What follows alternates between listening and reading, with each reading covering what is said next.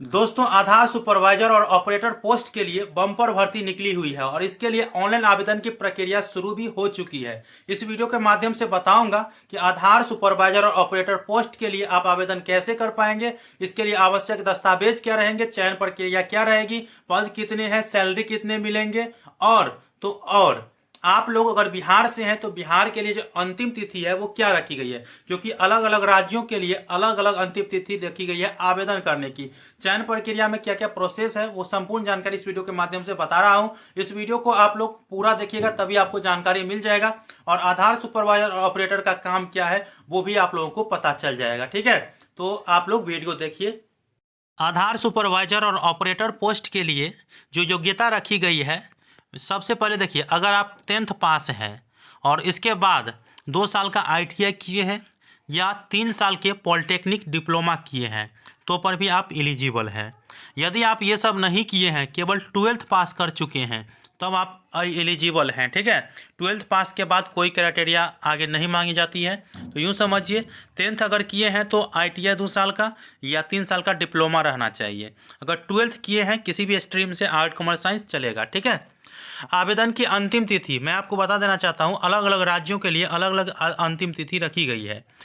जैसे बिहार के लिए 31 जनवरी 2025 ही रखी गई है और झारखंड के लिए 28 फरवरी 2025 रखी गई है। तो बिहार वाले हैं तो 31 जनवरी 2025 तक आवेदन कर पाएंगे। ठीक है, उम्र सीमा के बारे में बात करें तो अधिकतम उम्र सीमा की कोई लिमिट नहीं है, लेकिन न्यूनतम सीमा है 18 वर्ष। ठीक है, 18 वर्ष का है आप या उससे ऊपर के हैं तो आप आवेदन कर सकते हैं।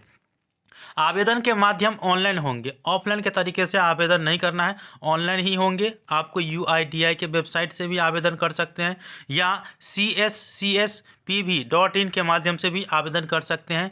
आवेदन का लिंक मैं डिस्क्रिप्शन बॉक्स में दे देता हूं, आप लोग वहां से कर सकते हैं। ठीक है, आवेदन करने के लिए शुल्क कोई निर्धारित नहीं की गई है, अर्थात निःशुल्क है, ये आप याद रखेंगे। अब आप लोग कहिएगा कि आधार सुपरवाइजर या ऑपरेटर का काम क्या रहेगा। देखिए, सबसे पहले तो आप लोग आधार कार्ड बनाएंगे और आधार कार्ड में जो करेक्शन होगा वो करिएगा और आधार से संबंधित जितने भी डाटा है वो कलेक्ट करके आपको रखना पड़ेगा, ये आप याद रखेंगे। आवश्यक दस्तावेज में आपको क्या क्या लगेंगे जब आप आवेदन करेंगे, तो यही आपका 10th या 12th के मार्कशीट लगेंगे, आधार कार्ड लगेंगे, पासपोर्ट साइज फ़ोटो लगेंगे और अगर ITI डिप्लोमा किए हैं तो वो सर्टिफिकेट लगेंगे, मोबाइल नंबर और email ID लगेंगे। ठीक है, देखिए, आवेदन कर दिए तो उसके बाद जो है आप लोगों का चयन होगा। तो चयन प्रक्रिया में क्या होगा, सबसे पहले मैं आपको बता देना चाहता हूं कि पहले आपका लिखित परीक्षा लिया जाएगा, इसके बाद स्किल टेस्ट लिया जाएगा, इसके बाद जो है आपके जो दस्तावेज है उसका सत्यापन किया जाएगा, अर्थात 3 चरण से गुजरना पड़ेगा। देखिए, लिखित परीक्षा में जो है आपको सामान्य ज्ञान के प्रश्न रहेंगे, कंप्यूटर, गणित और भाषा से जुड़े सवाल रहेंगे, उसे आपको बनाना पड़ेगा। ठीक है, स्किल टेस्ट के बारे में बात करें तो कंप्यूटर कौशल की आपको जांच लिया जाएगा।